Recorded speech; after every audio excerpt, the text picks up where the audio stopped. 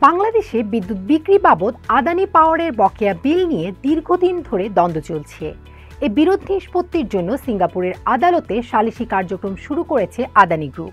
ভারতীয় গোষ্ঠীটির এমন কার্যক্রমের ওপর নিষেধাজ্ঞা দিয়েছেন হাইকোর্ট। আদালত জানিয়েছে, বাংলাদেশ সরকার ও আদানি গ্রুপের মধ্যকার এ চুক্তির ন্যায্যতা ও সম্ভাব্য অনিয়ম তদন্তে হাইকোর্ট যে কমিটি গঠন করেছে, সে কমিটির প্রতিবেদন দাখিল না হওয়া পর্যন্ত সালিসি কার্যক্রম স্থগিত থাকবে। গতকাল বিচারপতি মোহাম্মদ বজলুর রহমান ও বিচারপতি উর্মি রহমানের নেতৃত্বাধীন হাইকোর্ট বেঞ্চ এক আবেদনের প্রাথমিক শুনানি শেষে এ আদেশ দেন। বাংলাদেশে বিদ্যুৎ সরবরাহ বাবদ $234 মিলিয়ন বিল নিয়ে আদানি পাওয়ার ও বাংলাদেশ বিদ্যুৎ উন্নয়ন বোর্ডের বিরোধ রয়েছে। এ বিরোধ নিয়ে দুই পক্ষের মধ্যে দীর্ঘ সময় ধরে চিঠি আদান প্রদান হয়েছে, তবে কোনো পক্ষই এ অমীমাংসিত বিল নিয়ে সিদ্ধান্তে আসতে পারেনি।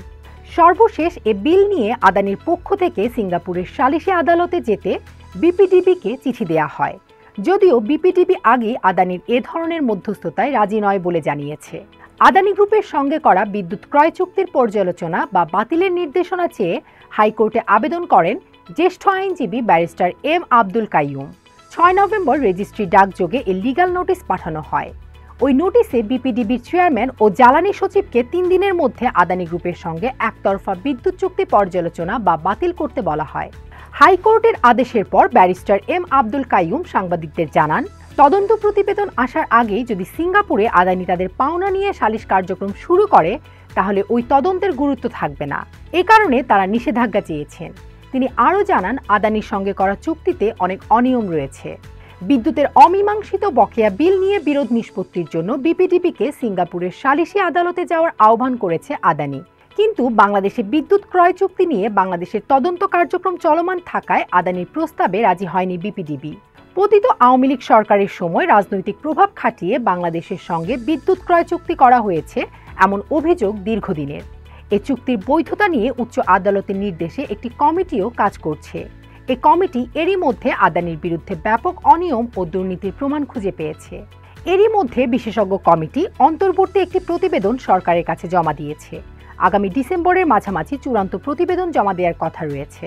বাংলাদেশে আদানির বিরুদ্ধে দুর্নীতির মামলা তদন্ত কমিটির কাজে অগ্রগতি এবং অনুসন্ধানের বিষয়টি জানিয়ে আদানির সঙ্গে মধ্যস্থতার জন্য বিশেষজ্ঞ নিয়োগ প্রক্রিয়া স্থগিত রাখতে অনুরোধ করে সিঙ্গাপুর ইন্টারন্যাশনাল আরবিট্রেশন সেন্টারের রেজিস্ট্রারের কাছে 2 নভেম্বর একটি চিঠি পাঠিয়েছে বিপিডিবি। ওই চিঠিতে বলা হয়েছে, আদানির সঙ্গে বিরোধের ধরন অত্যন্ত জটিল, আর্থিক পরিমাণও অনেক বড়। আদানির অনুরোধ বিবেচনায় নিয়েই বর্তমান পরিস্থিতি এ বিরোধ মধ্যস্থতায় পাঠানোর জন্য উপযুক্ত নয়, চিঠিতে উল্লেখ করে বিপিডিবি। বিদ্যুৎ ক্রয় চুক্তিতে অনিয়মের অভিযোগ তদন্তের জন্য উচ্চ আদালতের নির্দেশে কমিটি গঠিত হয়েছে। এসব অভিযোগ আদানির আবেদনের সঙ্গে সম্পর্কিত। গত 5 অক্টোবর চিঠি দিয়ে এটি আদানিকেও জানানো হয়েছে এবং তদন্তের জন্য বাড়তি সময় চাওয়া হয়েছে বলে সিঙ্গাপুরের আদালতকে পাঠানো ওই চিঠিতে উল্লেখ করা হয়।